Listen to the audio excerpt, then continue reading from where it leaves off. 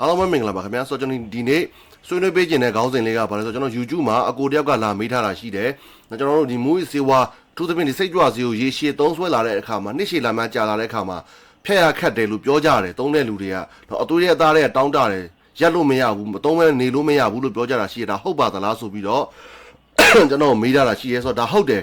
ဆိုတော့ဘလို့ဟုတ်တယ်ဆိုတော့ကျွန်တော်အချက်၃ချက်နဲ့ကျွန်တော်ပြောပြပေးခြင်းနဲ့နံပါတ်1အချက်ကဘာလဲဆိုတော့ကျွန်တော်တို့ဒီအုံနောက်ထဲမှာရှိတဲ့နော် chemical လုံးဆောင်ပုံတွေပြက်စီးသွားတယ်ကျွန်တော်တို့ဘာလဲဆိုတော့ဒီ reward system လို့ခေါ်တဲ့စုပေးတဲ့စနစ်ပေါ့နော်ကျွန်တော်တို့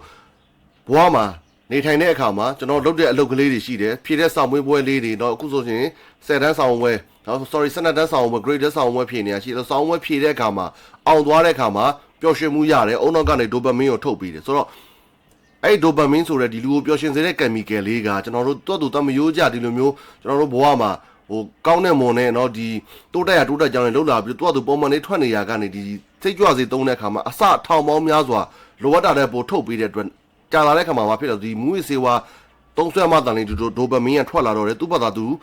အလိုလေးကထုတ်ပေးနေတဲ့စနစ်ကပြက်စီးသွားတယ်เนาะဒါနံပါတ်1အချက်အဲ့ဒါကြောင့်ဘာဖြစ်လဲဆိုတော့ကျွန်တော်တို့ဒီစိတ်ကြွစေမသုံးအောင်ဆိုရင်ပျော်ရွှင်တယ်လို့မခံစားရဘူးအဘောကအဓိပ္ပာယ်ရှိရလို့မခံစားရဘူးနော်ဖျက်ရခတ်တယ်ဆိုတော့ဒီပျော်ရွှင်မှုကိုခံစားရဖို့အတွက်ကျွန်တော်တို့ဒီမူဝေးစေဝါကိုဒီစိတ်ကြွစေကိုသုံးနေတဲ့အခါမှာကျွန်တော်တို့ရတယ်ဆိုတော့အခါကျဘာဖြစ်လာလဲဒီစိတ်ကြွစေပေါ်မှာကျွန်တော်တို့မှီခိုလာရတယ်ဆိုတော့ dependency ဆိုတဲ့အဆင့်ကိုကျွန်တော်တို့ကရောက်လာတယ်เนาะဒါမူဝေးစေဝါဒီအကုန်လုံးကဒါနဲ့သွားပြီးတက်ဆိုင်တယ်အရက်မူဝေးစေဝါနော်မူဝေးစေတော့အရာအကုန်လုံးဒီလိုမျိုးအလုပ်လုပ်တယ်နောက်နံပါတ်2အချက်ကဘာလဲဆိုတော့ကျွန်တော်တို့စိတ်ပိုင်းဆိုင်ရာခံစားချက်တွေပြင်းထန်လာတယ်ဒါဘာလို့ခေါ်လဲဆိုတော့ကျွန်တော်တို့ညီမတို့အလွယ်ပြောရရင်တော့ရင်းထားတာလို့ပဲပြောလို့သဘောပေါက်ပဲအဓိကတော့ဘာဖြစ်လဲဆိုတော့ဒီဟာကိုနားလိုက်တဲ့အချိန်မှာဖြတ်ဖို့ကြိုးစားတဲ့အချိန်မှာကျွန်တော်တို့စိတ်ကနေပြီးတော့ခံစားရတဲ့အကြောင်းအရာတွေเนาะဒါမှဘာတွေပါလဲဆိုတော့အရန်ကိုပြန်မှန်းလွမ်းနေပြီးတော့အိတ်ချင်တယ်လို့ခံစားရတဲ့ခံစားချက်နောက်ဆိုကျွန်တော်တို့ဒီမူဝေးစေဝါဒီစိတ်ကြွစေအထူးသဖြင့်စိတ်ကြွစေကိုဖြတ်ပြီးပထမ2ပတ်လောက်မှဒါဖြစ်တယ်အိတ်ပဲအိတ်ချင်နေတယ်စားပဲစားချင်နေတယ်အဲ့ရတဲ့မှာပဲခွေနေတယ်လူကနှုံချိနေတယ်ဆိုတဲ့ဟာမျိုးเนาะနောက်တစ်ခုကကြတော့ကျွန်တော်စိတ်တက်အရန်ကြတာဘာမှမလုပ်ချင်တော့ဘူးဘာပဲလို့ပျော်တယ်လို့မခံစားရတော့ဘူးအတိတ်ပဲရှိတယ်လို့မခံစားရတော့ဘူးနောက်တစ်ခုကကျွန်တော်ဒေါသထွက်လွယ်တာစိုးရင်ပူပန်မှုလွန်ကဲတာနောက်တစ်ခုကကျွန်တော်ဗာလဲဆိုကျွန်တော်ဒီWY စိတ်ကြွစေးပြားကိုအရန်ကိုသုံးဆွဲခြင်းနဲ့စိတ်ပြင်းထန်တာတောင်းတတာเนาะဒါတွေကိုဖြစ်စေနံပါတ်3အချက်ကကျွန်တော်တို့ဒီ तू က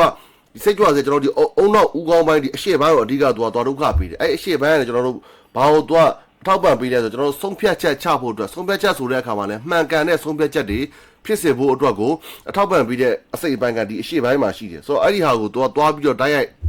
ထိခိုက်တာဖြစ်တဲ့အတွက်ဘာဖြစ်လဲဆိုတော့ကျွန်တော်တို့ဆုံးဖြတ်ချက်ချနိုင်စွမ်းနေကျဆင်းတယ်เนาะမှန်ကန်တဲ့ဆုံးဖြတ်ချက်ချနိုင်စွမ်းနေကျဆင်းတာဖြစ်တဲ့အတွက်အထက်အခါကဒီ WY စိတ်ကြွစေးပြားဟောဒါကိုပဲကျွန်တော်သုံးဖို့အတွက်ကိုဆုံးဖြတ်မိနေတာမျိုးကိုဖြစ်စေတယ်နောက်တစ်ခုကဘာလဲဆိုတော့ကျွန်တော်တို့ဟုတ်ပြီဆိုတော့ဒီလိုမျိုးခက်ခဲတာတွေကြုံရမယ်ဆိုတော့ဖြတ်လို့ရသလားဆိုတော့ရတယ်နှစ်ရှည်လာများကိုကျွန်တော်50နှစ်သုံးဆွဲလာတဲ့လူတစ်ယောက်ဆိုလို့ရှိရင်စိတ်ကစောင့်နေဆိုလို့ရှိရင်ဒါကိုဒုံတိဖြတ်ချလိုက်လို့ရတယ်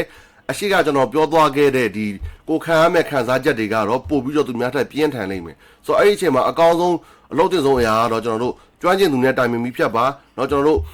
ကျွမ်းကျင်သူဆိုတဲ့အခါမှာကျွန်တော်ဒီမူဝေးစေဝါဖြတ်ပြီးတဲ့ဆရာဝန်တွေအသင်းအဖွဲ့တွေရှိတယ်သူတို့နဲ့ဆက်သွယ်ပြီးတော့เนาะတိုင်ပင်ပြီးတော့ဖြတ်ပါဒါလို့ဆိုလို့ရှိရင်တော့ကျွန်တော်တို့ဒီစိတ်ခံစားမှုပိုင်းဆိုင်ရာအရာကျွန်တော်တို့ခုနရှေ့မှာခံစားရတဲ့စိတ်ဒုက္ခတွေကိုမခံစားရဘဲနဲ့တက်တောင့်တက်တာမူဝေးစေဝါတော့စိတ်ကြွစေကိုဖြတ်လို့ရပါလိမ့်မယ်ကျေးဇူးများကြီးတင်ပါတယ်ခင်ဗျာမင်္ဂလာပေါင်းနဲ့ပြည့်စုံသောနေ့ရက်ကလေးဖြစ်ကြပါစေ